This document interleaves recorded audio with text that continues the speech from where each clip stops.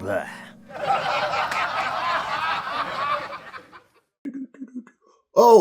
Hey, how are you? It's been a while. Good to see ya. Good to see ya. Can you believe it's already March? And you know what that means? Because it's already March, we're coming up on 5 years of doing whatever this is on this channel. Can you believe that it's been 5 years? Where in the hell does the time go? You know, day by day, month by month, week by week, year by year, man. March 22nd, that was our first broadcast, and we talked about the Misfits, and since then, man, I don't even know. It's got to be over 1,000 hours of live streams by now. I mean, we've done a lot of live streaming, and we've also had a lot of people on the show as well. We've had a lot of great interviews from, you know, filmmakers and musicians, and you know, this person and that person. But you know, we've never had Bobby Steele on the channel. We've had some other Misfits and some other members of Samhain and Danzig, but we've never had Bobby. And it's like, why the hell did it take 5 years to get Bobby Steele on this channel? I do not actually know. Bobby and I, we did a panel some years back on the Rock Fantasy YouTube channel. Check them out and give them a subscribe button, push, whatever thing. That was a really great show. But we've never had Bobby here on the channel, and that all changes now, right now. It's the perfect culmination for 5 years of live streaming. I hope that there are many more years of live streaming to come. I have no intention of stopping, although, you know, from time to time I get tied up and wrapped up in other things, and then I got to kind of put things on ice for a little bit, but we always return. And so, this is a very special mega episode of the show. Make sure to like and subscribe. And, you know, Bobby has a new record coming out. Bobby and Diana, they have a new record coming out. Act Your Rage, the 30th anniversary. They're going to tell us all about it in the show, of course. And what you're going to watch right now is it's a more sort of streamlined version of the conversation that I had with Bobby and Diana. And there's also going to be a longer version. And depending on the length of this video will determine which one that is. And this is the same intro for both of those. I don't know why I'm explaining this to you. I don't even know why you're still listening to me talk. You should probably just fast forward it to actually watch the interview itself. But yeah, we'll put a link down where you can, you know, pre-order the record if you want. And make sure, check out my Patreon. I got a Patreon. I'm going to talk about that a little bit later in the show. You'll see what I mean. Bobby Steele. Bobby Steele. Too much Bobby business. I am like just noticing I've seen this background before, I think, in something else that you were on, but I'm just noticing all of the wonderful framed records that you have behind you. It's great. What a collection. You got a pretty good collection. Some of the Misfits records, but they're not sending me that stuff. You know, I've like been in the stores and seen like, you know, like all the stuff that I'm on that like I haven't gotten copies of, and it would be nice to like just send me a box with, you know, of the records so I can like put them up here with the rest of, you know, the stuff. Did you that's the only one I got. That's a pretty good one to have, right? That's the rare one. By everybody. Don't sell it, Bobby. Don't sell it. No, that was Dave Streets. I have held that very. Okay, that's amazing. First of all, I know that Dave would be happy about it. It makes me so happy to know that you have Dave's copy. Yeah. And I've held that very copy in my hand when I was at his house. Dave was, for those of you out there who don't know, Dave, we're referring to Dave Street, who passed away in 2022, a longtime friend and collaborator with Bobby. He knew Bobby from the Misfit days. They co-wrote lyrics together, or he wrote lyrics for some song. He wrote the lyrics. I wrote the music. Right. So they collaborated on a bunch of Undead songs and a long friendship. And then when I started my project, I befriended Dave. I went over to his house. I met Adele, his mom, and she was a sweet woman. And I started putting Dave in all of my movies. And so I shot with him a few months before he died. I shot his last role in my most recent film. Dave was opening for all sorts of musical acts in addition to, right? Like, didn't he open for the Ramones? Do you remember who else he might have opened for? the Ramones, Blondie, Blue Wow. Oyster Cult. You remember Blue Oyster Cult at like I think it was Radio City. Unbelievable. Like he did, like he you know that was Dave. He just you never knew what he was going to do, where he was going to pop up, but he always and I mean he was he was funnier in person than he was on stage. Hmm. When he wasn't trying to be funny is when he really got really funny. Yes, Diana. Hey, Hey, how you doing? hello. I'm doing well. How are you? How is That's everything? we're hanging in. I was telling Bobby, I love seeing the pictures of you with your grandchild, and you Mhm. guys make wonderful grandparents, and just God Thank bless, thank you, thank you. It takes truly. a great grandchild to make great. Yeah, exactly. He makes it That's true. easy. There you go. Now, speaking of records, you guys have been working on a new record. It's a new record, but it's also an old record. Paradoxically, it's a new old record. Tell me a little bit about for those out there, and I feel like there's not been a thorough deep dive on the undead in some time on the internet. Like it really needs to like go down, and maybe that would be for another day. But Yeah. for those out there, talk a little bit about the genesis of this record, what the history of this record, the decision to re-record this record, Act Your Rage. Okay, well, basically, the original Act Your Rage was something that recordings that I had shopped around to like every label I could imagine, even some major labels, like all the big independents. And the response from all of them was like, this sucks, it'll never sell. So I finally decided, like, I'm wasting my time. I compiled all those recordings. I scraped together some money from like selling a lot of my Misfit stuff that I had. And I pressed the record myself. I did the marketing and distribution. The day Wow. the record was released, I sold 7,000 copies. And this flew in the face of labels that turned us down, but were boasting about how their best artists had just hit 2,000 after only 2 years. And in one day, we'd more than tripled what they were boasting about after 2 years. So it just like it really flew in their faces. We were topping college radio charts all across the country. I mean, I was like in the like my office like 18 hours a day. I was like really like I was calling record stores, I was calling radio stations. It was a lot of work, but it paid off in like just really having a big impact. I mean, we hit number 3 at a major like commercial station in the Midwest.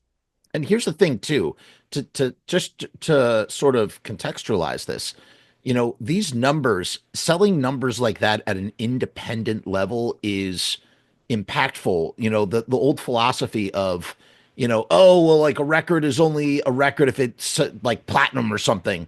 But the Yeah, reality is if you are in control of the means of production, if you own everything and you're putting it out yourself, then right. the amount of copies, selling an amount of copies like what you just said is very significant and a very, very impactful and very, financially, prosperous sort of thing Well, to accomplish. it paid the. I mean, I was running up like $300 a month phone bills. So it paid for itself. I didn't make any money, but I was making enough of an impact that we were starting to get better gig offers. We were starting to get like a, a big reputation, like all around the country, and even like other countries. We were starting to like get demand. We actually had a store in London that contacted me and ordered 200 copies, and they said it sold out in like 20 minutes. So, like, what is it now? And then on top of it, you have to tour to support this record. What Right. is that process like for you as an independent, musician in the 80s, just trying to, sell your wares?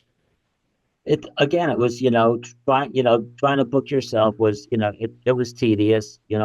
I'd seen like a lot of bands the way they did it. They were you'd be like in New York today, Miami tomorrow, you know, Milwaukee the next day, and these are impossible trips to make.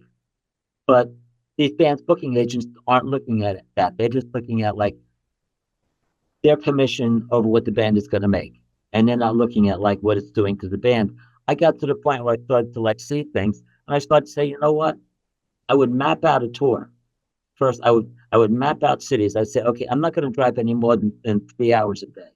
So I would like find cities within 3 hours of each other, and I'd find as many clubs in those cities as I could, and whichever club gave the highest bid, I said, we're going to be in your town on this day.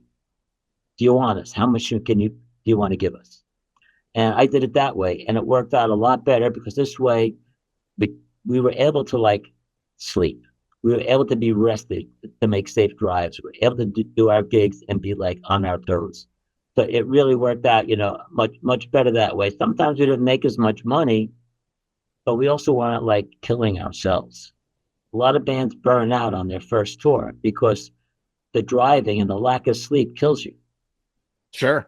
It's funny. By the way, I was on the phone with Mickey Lee today, Oh yeah, and I told him I was going to be having you on tonight, and he said to say hello, and that you okay. guys go way back, Yes. and that it was that tell Bobby I say hello. That's what he said. So Oh, that's cool, man.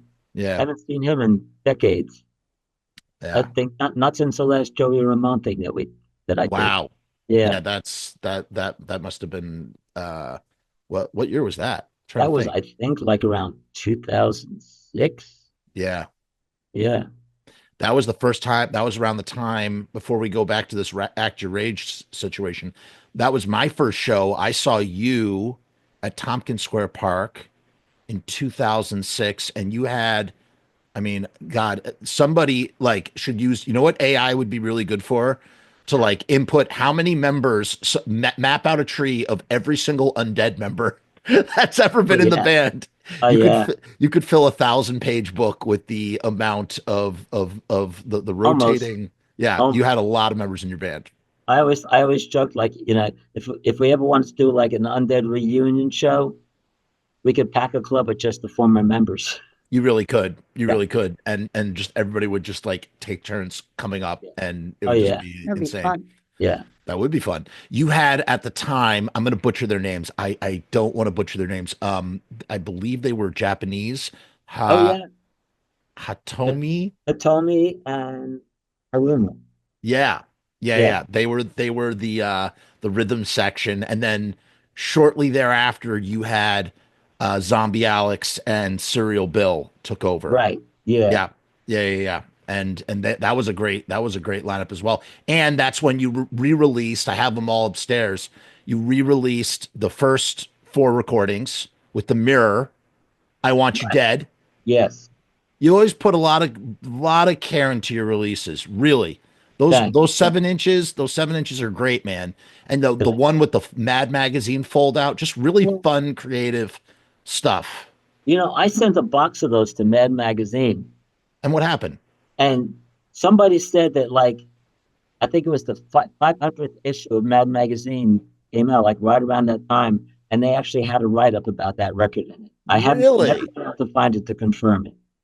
Oh, we're gonna have to somebody on the internet. With the internet is so full of know-it-alls and sleuths at this point. Somebody will find out. Excuse me, I'm gonna light some incense real quick. I like burning a little incense. It sort of gives good energy down here in the basement of horrors. Like our basement. Oh, you also have a basement of horrors, of Oh course. yeah. Um, Wait, hold on. We're going on like 8 different tangents here because I'm getting so excited. I feel like a dog chasing 11 buses. Go back. Let's go back to Act Your Rage. Let's finish that. So all right. So what? Let's fast forward now. What kicks off the decision? Hey, let's is it remake? Is that the right word? What's the right word? I don't know. Tribute, I don't really know. And It's yeah. we So did it. you did it. Yes, We exactly. did it. So yeah, what happened was we were having a practice, and our drummer Joe, just like he knows more about me than I do. He does. He knows I've more. had Joe was on my show with Tanner Oh yeah. once. Oh Yeah. wow. Yeah. What a character. Yeah. Joe knows more about the history of rock and roll than anybody I've ever met. He knows like Every detail. era. Yeah. Yeah. He's Wow. an encyclopedia. And he just like one day is like, Bobby, you're coming up on like the 30th anniversary of Act Your Age. You should do like something special. And that's what really like launched it. You know, it's like, okay, well, I said, well, there's actually like a lot of stuff on the original that like I was never happy with final mixes because I kind of ran out of time and money in the studio, so I had to kind of like live with what was there. And I said, I'd always like to like do new versions, and then it came up. Okay, well, let's get some guests on there, and then Diana starts. I mean, because I'm like not the one to go talking to like famous people and like say, hey, you want to be in my record? Diana doesn't know protocols. I know. So, Fact. sometimes what you don't know is to your benefit. God bless you, Diana. And she just, I mean, I'd be talking to somebody and she'd be like, Get him on the record. yeah, I'm on the record, you got my record. And she'd go, hey, so, we're doing this thing. And like, I mean, we got some crazy people on here. We got, Bumblefoot from Guns N' Roses in Asia, Tim Capello. Oh my God, from the Lost Boys movie. Yeah. And Tina Turner. And Tina Turner, he played with Ringo Starr's, He band. he's on, sorry to cut you off. He's on, yes, he was Tina Turner's saxophonist, and he plays on We Don't Need Another Hero for Mad Max Beyond Thunderdome. I did Right. not know that. Yeah. He's a great guy Like, too. yeah, he's like amazing. And he's like such a humble guy. And then we got Steve Garvey from the Buzzcocks. Okay, Yeah. that is like honestly, like I saw the list of people. Yeah. That when I saw that, I was like, holy shit, that is so cool. That's punk rock royalty. That is That- punk rock royalty. That is Yeah. that is classic 70s era Buzzcocks, like the best. That's the best. Yeah, that was like, again, he was at a gig. We were playing at like one of these punk rock flea market things. And he was there and he came over, he started talking to us. And Diana again was like, talk to him. So, we got him on there. He's on 2 songs. And then, of course, Uncle Dez.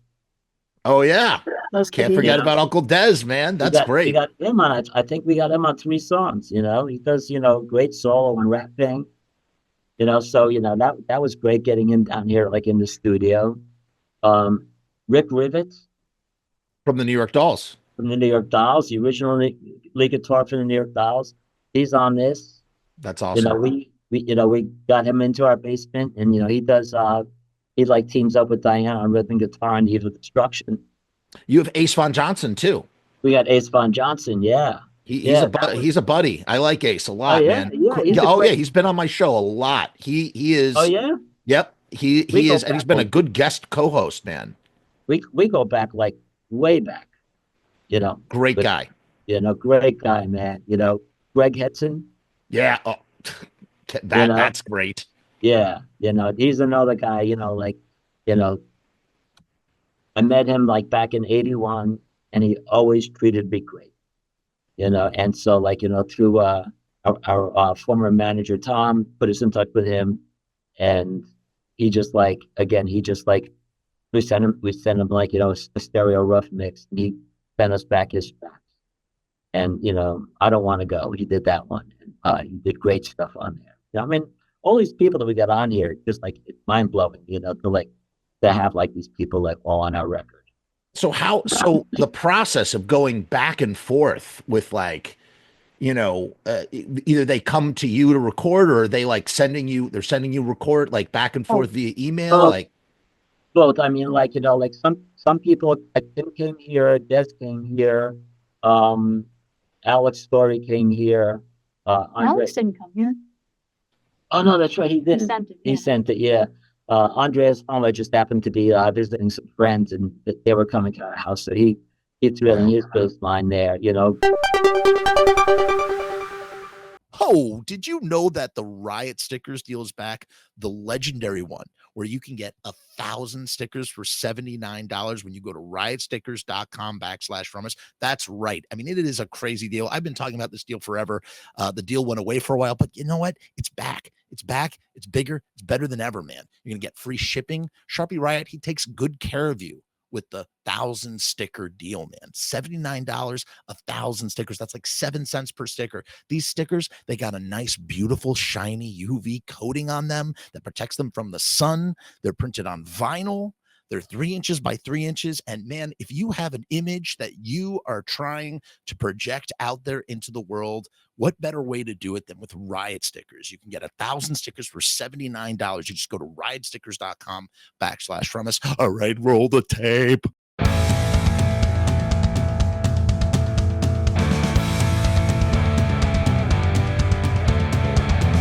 We make stickers, banners, and buttons too. Posters and promo cards. There's nothing we can't print for you. From stage backdrops to bass drum heads. We can print on shirts. We can print on hats. We can print on pants. Cheap prices and high quality. Quick turnaround times and free shipping. We also offer free artwork support. Great customer service and so much more. RiotStickers.com. Riot Stickers, we are the bomb. RiotStickers.com. Riot Stickers, we are the bomb. RiotStickers.com. Riot Stickers, we are the bomb. RiotStickers.com. Riot Stickers, we are the bomb. Andreas? Yeah, I said Oh, you Andres, said yeah. that. But some of them, fortunately, I mean, in the old days, you would have had to spend like a fortune, like Yeah. FedExing, 2-inch thick, 20-pound, mass real people that build it back down. Now, you just send them a stereo digital track, and they send you back a track that they recorded that automatically syncs up with yours. Technology, man. Great, it's great. Like Bumblefoot. Oh, yeah, that was you know, fast. I emailed it, on a Monday night. I was like, can you do this? He goes, well, yeah, send me the faxes. I'm really busy. I don't know how soon I can get something done, but let me see. And next morning, I get an email like 9:00 in the morning from him, and it's like, here it is. Let me know if it's too over the top. And I quickly threw it on. I'm like, listen, it's like, now even the instructions delete on that. When I did it, I was trying to do Van Halen on Beat It. Ooh. And I played Ron, and it's literally he got into my head. He played exactly what I was trying to do.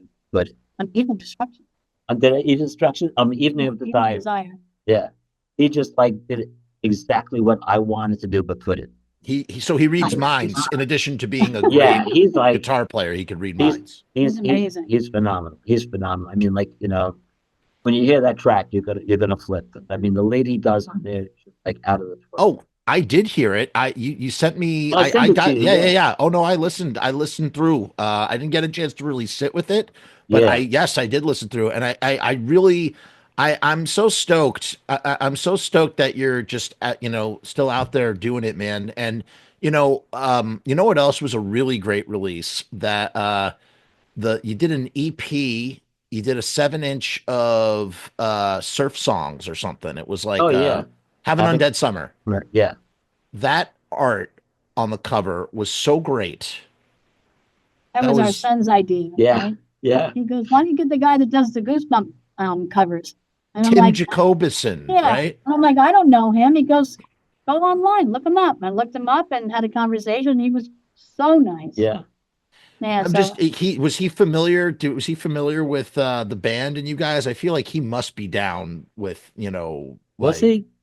You punk were the one rock that- and stuff. he kind of knew, but he wasn't really aware. Yeah. Like, I don't know if he knew a lot about the Misfits or the Undead, but he was just a great guy, and Yeah. yeah. Diana, I'm curious about your guitar because I've seen photos of it and it's a very interesting guitar. How did this guitar come to? It's like a Frankenstein guitar. How did you? How I did this? absolutely love it because I collect Scythes, or I used to. I like Reaper stuff. So I think what happened was I saw an ad for somebody that was making skull shakers or something. And I went on his site and he's, what do you call it? Well, he's more like an artist. Victor. Yeah, he was. Ramabosa Vina. Yeah, he was like an artist that making guitars as works of art, not his actual guitars. But he contacted Diana. He wanted to send a guitar for me to try out. He said he makes guitars, but he's never seen if they actually play well. And he wanted Bobby to try one, right? Yeah, and so he sent us the Scythe guitar, and I played it, but like the way I play with that huge blade, I was gonna like cut my hand off, so I couldn't use it. So Diana was like, "I want it." So Well, actually, no. Hold on, back up. So he showed us his page with all the guitars on it, Yeah. and he goes, "If you try one, you can have it." He Yeah. goes, "So pick one out you like." So Bobby was looking at all the, the standard ones, Yeah. And I saw that one, the one with the Scythe, and I said, "Oh, if you're not that excited about the other ones, can I have that one?" yeah, And that's when he sent it. Yeah. So yeah, he gave me the one I wanted. and the thing, like, phenomenal. I mean, it weighs a ton. Where is it? You know, it's Oh, in it's a coming. case. Yeah, it weighs a ton.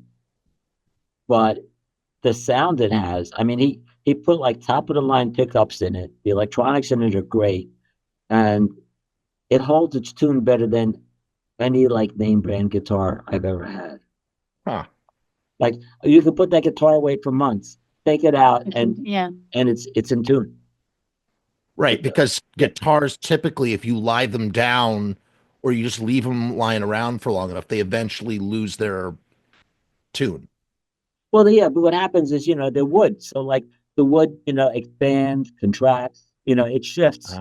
So like, it changes the tuning of the guitar. This guitar is like, just like, so like stable that it doesn't shift and it doesn't fall out of tune. Should I get it?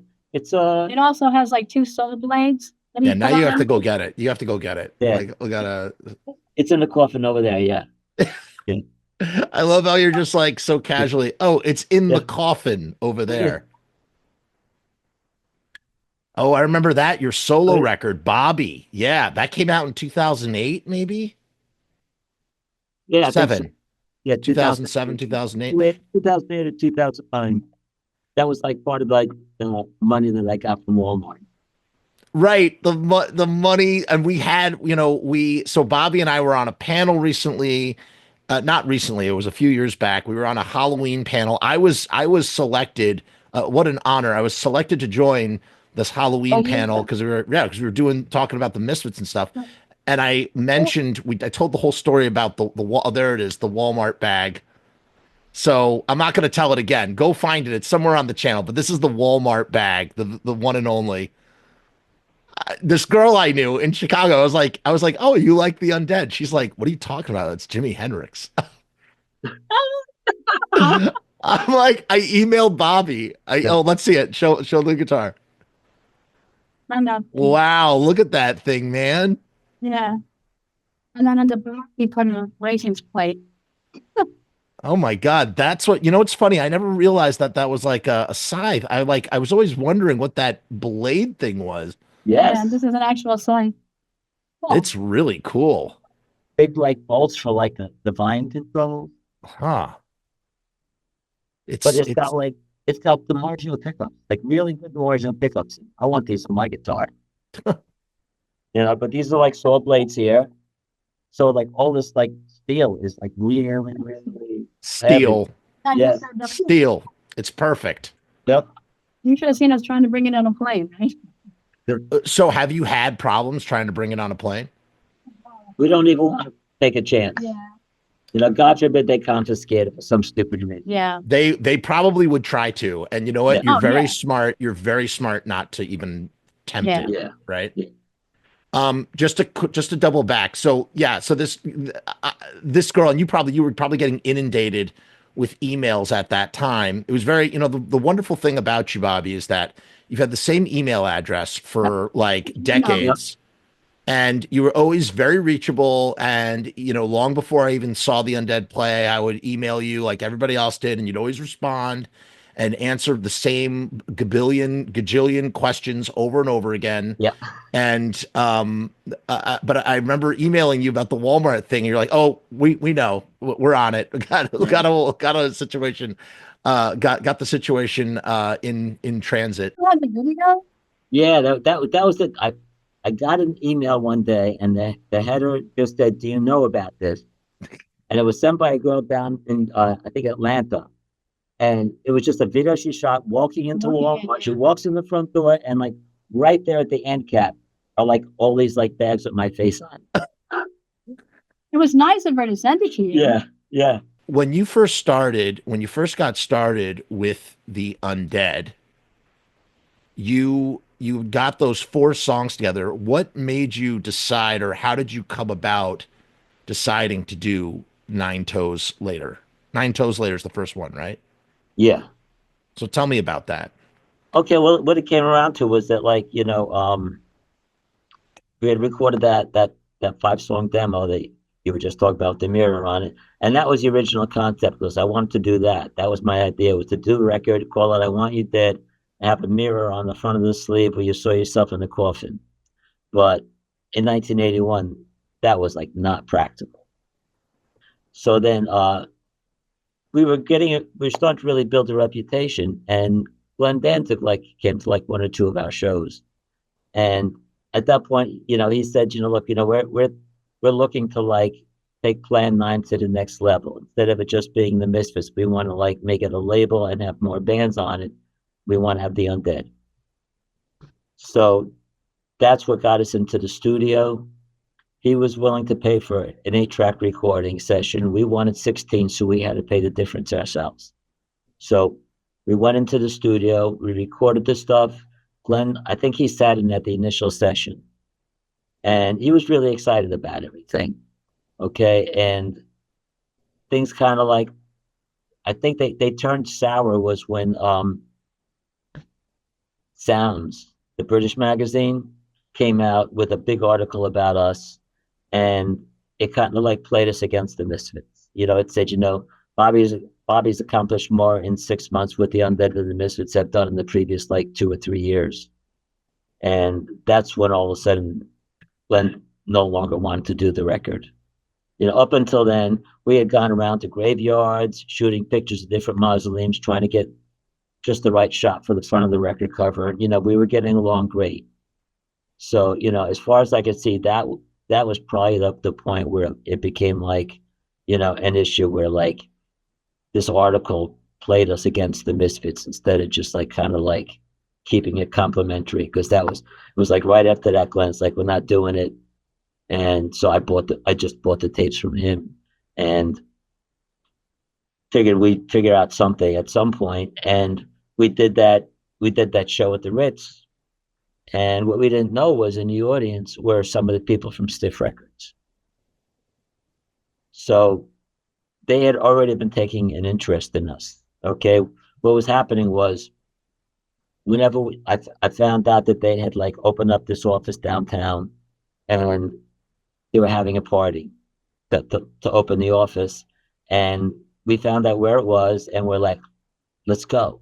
And now the thought is like, well, they're going to have like the doorman. They're not going to let us in because we're just some like band. I says, we've got to like make ourselves more legit. We need a manager.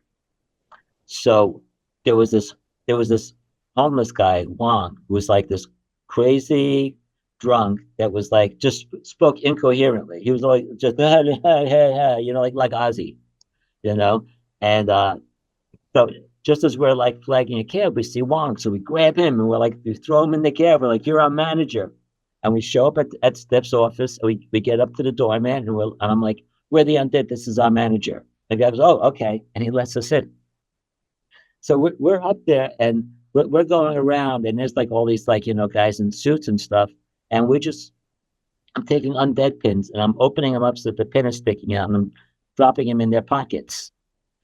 And Wong is just like curled up in the corner with a jug of wine, just having the time of his life. And Nats finds cans of spray paint. He starts spray painting the Undead all over the offices. So like, I mean, he just like trashed the place. And we left. And then whenever we had a gig, I would always like mail wires to like every imaginable department, A&R, janitor, everything, at Stiff Records. And I would make sure that like they always got there a day late.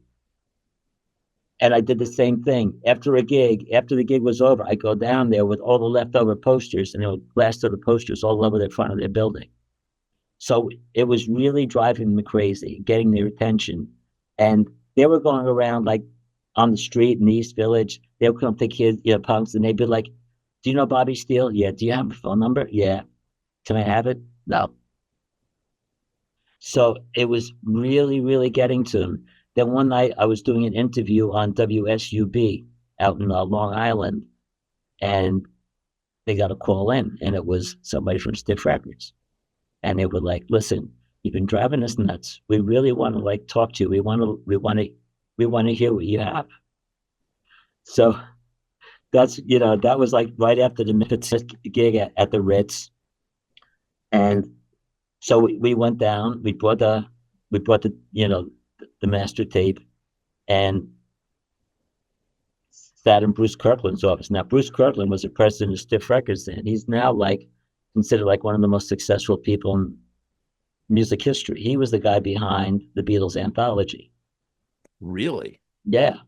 And he was just like, we haven't done anything like this in a long time, but we want to do this. So we talked for a while. A couple of days later, went down to his office. He had the contract all drawn up. I looked at the contract. I read. I said to him, "Can I take this home and read this?" He goes, "Yeah." I got home. I read it. I thought about it. I called him up and I said, "Is it okay if I make some changes?" He says, "Sure, go ahead." So I went and I rewrote the contract with like changes where like if the record isn't released by this date, contract becomes null and void. We get all our master rights back and things like that. And we had a tour manager that was like connected with like a lot of people like in the business. He had like worked with the Ramones, Blondie. He'd done like a lot of big tours, and he knew the head of Red Star Records. So he went to him and just to get his opinion on the contract, and he came back. He says, "Well, this guy says, if you can get them to sign this, you're amazing."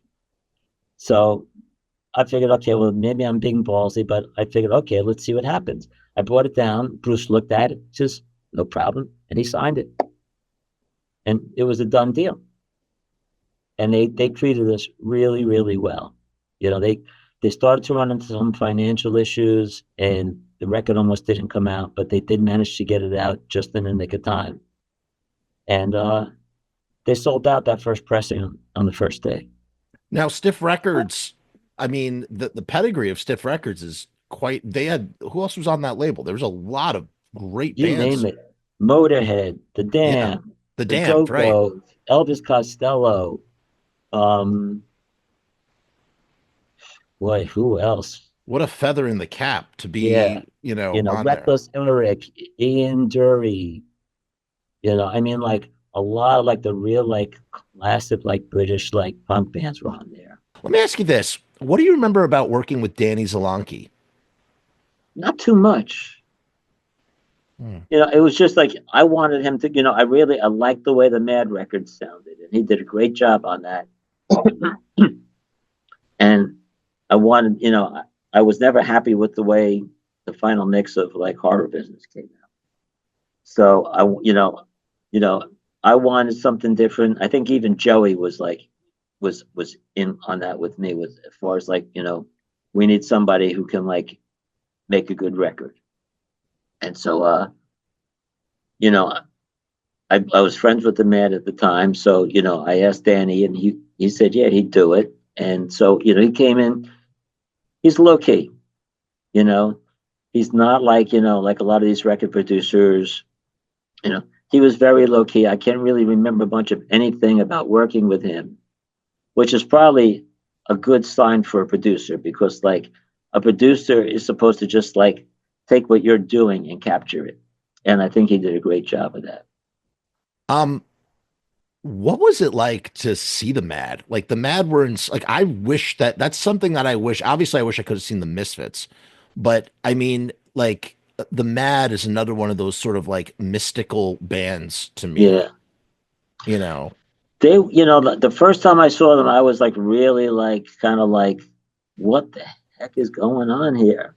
You know what I mean? Because, here's these Japanese guys and like, especially like their bass player looked like, imagine if Sid Vicious was Japanese. This kid looked like the Japanese version of Sid Vicious. And, you know, I don't think he spoke any English. You know, George, George was like, already like doing special effects stuff. You know, yeah, they would like open their show with a movie screen up with like films that he made to go with his songs. And so it was really, it was something I'd never seen before. And here he is, he's like starting to cover himself in paint, and like he's got a canvas like laid out on the stage and he's rolling around on it. And so it was really like, you know, it kind of blew my mind, because at the same time the music was good. A lot of times bands that like resort to like crazy stuff, they don't back it up with like good music. And they had both. Now, here's a question.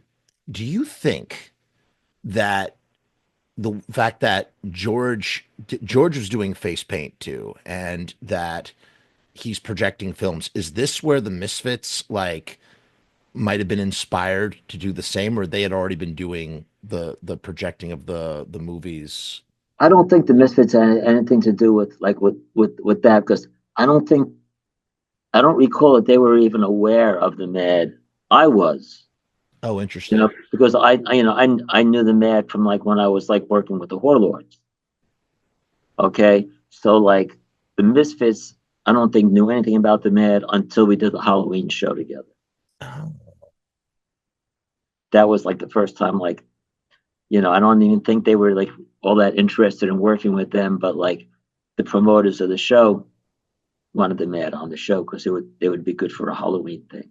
Susan and And Anne Tom, and Tom. yeah, Now, since we've talked about all this stuff before ad nauseum, but since we've spoken about it, I have like so many like photographs from that night have surfaced that I never saw that painted a more vivid picture. Like, for instance, like Glenn wearing the face paint. yeah, Like that was the first time that he had done that? that Or was, yeah. what was behind that? Do you remember? It was Halloween. It was Halloween, and Jerry came out dressed as Darth Vader. And then he took some of the Darth Vader stuff off and he was just wearing the cape. Yeah, And yeah. what were you had I face paint on wish too? I wish we could find the video from that night. Wow. Um, to fast forward a little bit, so what's interesting is even after, your split with those guys, you and Joey like would come in and out of each other's lives, Yeah, right? Like from time to time, you guys would kind of, every once in a while, like in the 90s, he came out, he did a couple songs, then he joined the band for a while, right? right. Um, what was it like having him in the band when he finally he was in the Europe he did a European tour, right? Yeah, the European tour. Yeah. What was that like and who's the bass player? Well, the first time we went out was with Bryce. Bryce. Yeah, and that tour went really, really well. That seemed to have a big impact. I mean, we got like written up in Kerrang and I think Metal Hammer and a few other like major magazines, and that really like helped things along a lot. I always wondered, like, but and I saw that recent interview with Tom Begwitz where he denies it, but I always thought that like maybe like those reviews was what triggered Caroline to say, hey, we gotta capitalize on this and put out that 12 hits thing, and put Bobby's tracks back in there and everything. But Tom says that I guess it was all just coincidental. You know, I who honestly knows, but what is interesting about that is initially I had always thought that you were you had played on the release, but you were not really involved with the actual release itself, right? Like you didn't have anything to do with it. That was all So Caroline. no, I had nothing to do with it. I mean, Caroline would, you know, Caroline wanted nothing to do with me. I like, I even like, I mean, part of the settlement with the Misfits was that like any like recordings of the Misfits, Caroline had to purchase. And I went to them. I said, look, I've got live recordings of the Misfits, and they want nothing to do with it. But but what's interesting is there was a time earlier on where you were kind of, I mean, you were kind of around in the sense when the box set was coming out, right? Yeah, you know what happened there? It was like one of those like lucky moments.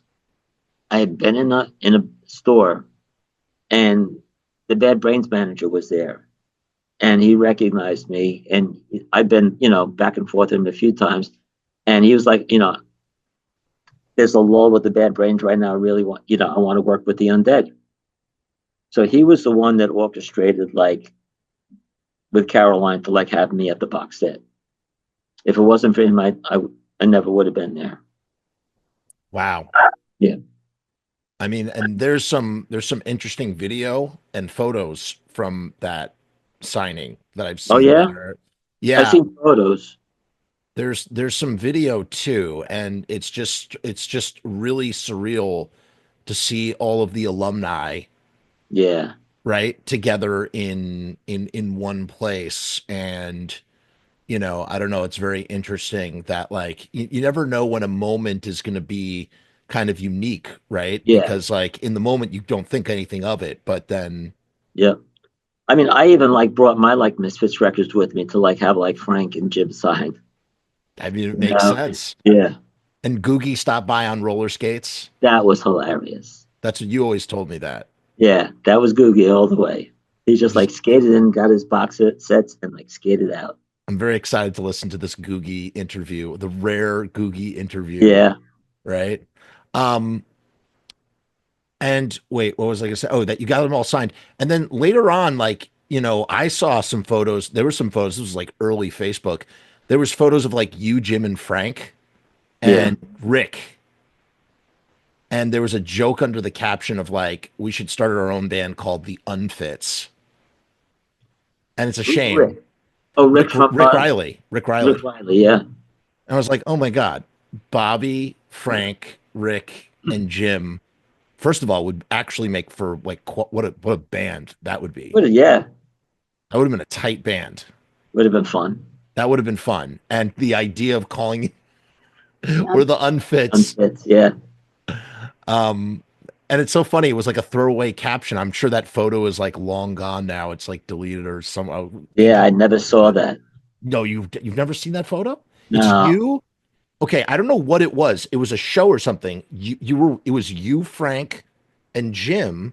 Must I have been wonder in if it was at Chiller because we did Chiller together once. maybe it was in Chiller. Was it like 2010, 2009 Yeah, maybe? yeah, That's when it was taken then. yeah, It must have been around that time. yeah. I That would have been Chiller.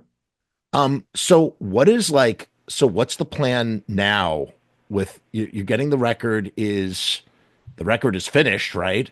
You're It's gonna finished. Yeah, it's we just got the test pressing. It came out great. So we're just finishing up on some of the artwork, some of the credits, and then it'll go to press. You know, amazing. we're aiming to have it out, in May. We're taking pre-orders at theundead.com. Do you know what color vinyl that you're planning to press on? Yeah, what we got we have orange and purple. Oh, Yeah, that's what like originally it was just going to be purple, but we wound up getting like so many pre-orders that we like doubled the order and like added the orange to it. do you have Diana, do you have any preference like for vinyl colors or anything like that in sort of this process? Like what is there any part of the sort of design process that interests you when, putting out a release like this? I guess more with the cover, not the color of the records. I was Yeah. I was very particular about the cover, the artwork. I worked with the guy on that. Yeah, she did like a Yeah. lot of, back and forth with that Yeah, artist. we had Yeah. this whole idea for the covers. So, the Act Your Rage, and now that we're older. So with that, but the color, I think I just wanted it to match the album cover, but Yeah. of course the colors that matched were like extra Yeah. costs, and we're like, let's just cut that They have out. like different levels of Yeah. colors. At I different think price premium rates. color. Yeah, and it's like Did now what is what's the name of the label? Are you putting this out under a postmortem. label Doing name? it Oh, ourselves. it's still postmortem. Great. Yeah, it's still postmortem. Yeah, so I'm gonna do like all the marketing, promotion, distribution. I've been working on advancing radio and things like that right now, and I gotta have to start like advancing record stores. I almost forgot about that because if we get some pre-orders from the record stores, it helps move the product also rather than just doing the pre-orders online. So we're working on that, and I'm working on press. But it's great because I mean, like we've been approached by like you and a few other people already to like do like various blogs and things. So that's great. Because that helps get the word out quickly. And then we gotta like got to hit like Kerrang and all those guys and try to get their attention and get them to do it. So it's not easy to get get the attention of people like that. So we really have to like come up with something that's going to grab them. I'm gonna try and make it to the show, and I'm gonna try and bring my 9-year-old son, who's never been to a punk show before. So Wow. hopefully I can make it out. And I have something I want to show you that I think you'll find very interesting. Hold 2 seconds. Give me 2 All right. seconds. This week's show? Mm-hmm. That's cool. This is from George. George. Manager George? I guess so. We'll know in a second. Neck hurts. I guess so. This one's actually easier now to read that one because it has a tick. Oh yeah, yeah.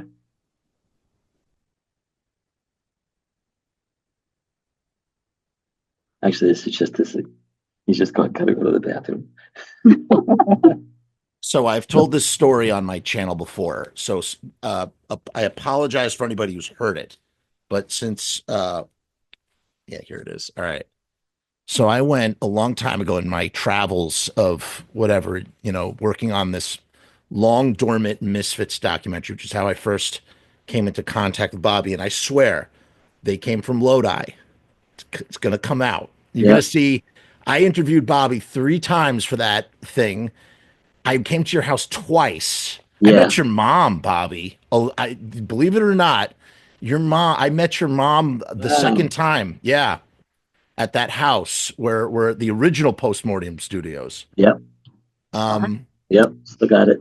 That was 20. You still have that house? Still have it. Yeah. That's where I just was before I came in here. Yeah. Oh, really? Yeah. Oh, I'm so glad to hear that.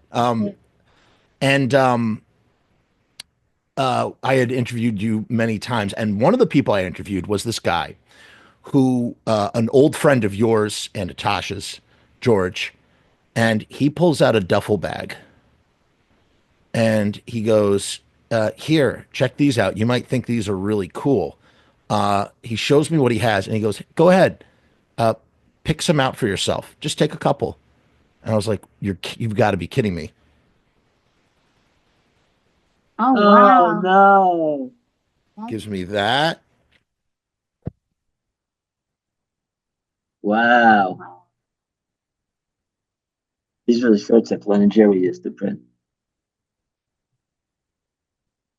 Oh wow. That's cool.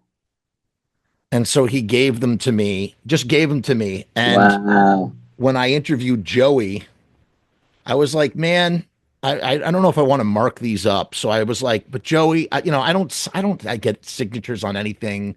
I don't really collect anything, but I thought, you know what? I'm going to have Joey sign these shirts. Oh. So he signed the back of them, which I don't know if you would say that it like ruins the shirt, but at the same time, they're all kind of shitty anyway. But I don't know. I just was like, I thought it would be nice since, Wow. That's cool. But I mean, this is like, to me, this is the coolest shit ever. And these are hand colored. These were hand colored in orange It was Glenn who colored these, right? In Yeah, orange. yeah, Crazy. Freaking crazy, man. And this is what sold in Natasha's store. yeah. Or before there was like a Fiend Club, or what, the beginnings of the Fiend Club Right. that was in the loft. You started in the loft above. Yeah. Cool. Well, the loft was up on 27th Street. Natasha's store was on St. Mark's. Oh, I always thought that when you guys talked about the loft, I always thought the loft was above the store. Oh, no. Man, oh, I didn't know that. Yeah. Wow. Freaking crazy, man. Yeah. I want to thank you guys so much for coming on the show finally Hey, after thanks. Yeah. years. I know. It's mean, like pulling teeth. well, you guys should come back at some Definitely. point, like, and we'll do some more. We'll do some more, and maybe, I don't know, we'll figure out how to go live. You know, you guys are like the best couple, and such, like, even though you're married, like, I feel like besides just being married, that you guys are just like best friends. Like, and again, obviously I'm not around you or anything, but just like from what I see, like outside looking in, you know, it's beautiful. Yeah, we were definitely best friends. And I tell my kids now, because I never did that before. I've made so many mistakes that were not my best friend. Mm. And I see the difference. And I've told the kids now, Yeah. I said, you got to marry your best friend. What Yeah. better person to marry? We started out as best friends. That's what I mean. Yeah. That we You know, became best That's friends. beautiful. That's Yeah. beautiful. Really, truly. So, yeah. All right, I'm really gonna let you guys go now. Good to All see right. you, man. Very good to see you, and thank you for your time. This Hey, was thank you, awesome. man. Yeah. I'm Yeah, glad we thanks. finally got to do this. Oh my Lord. Wasn't that fun? Wasn't it great to have Bobby and Diana on? They'll definitely come back. We're talking about maybe doing some sort of like live streaming situation. So that could be also, so you come on the live stream, you'll come hang out, we'll talk, we'll rat think, yeah, you know, RATTFINK, because that's what Bobby and Diana like to do. They like to sing rat think and whatnot. I did take my son to the New York Hardcore Matinee that Drew Stone and the New York Hardcore Chronicles organization put on. We had a great time. It was great to see Bobby and Diana with the rest of the Undead guys on stage playing. I put a few clips up on the channel so you can watch those. And I think at some point we'll have Drew Stone on as well. So that'll be fun. My son had a great time. He got his first X's. He was hanging out with Michael Alago and stuff who popped in. So it was like a really great experience all around. So yeah, thanks for watching, and we will see you next time. Peace and hair grease.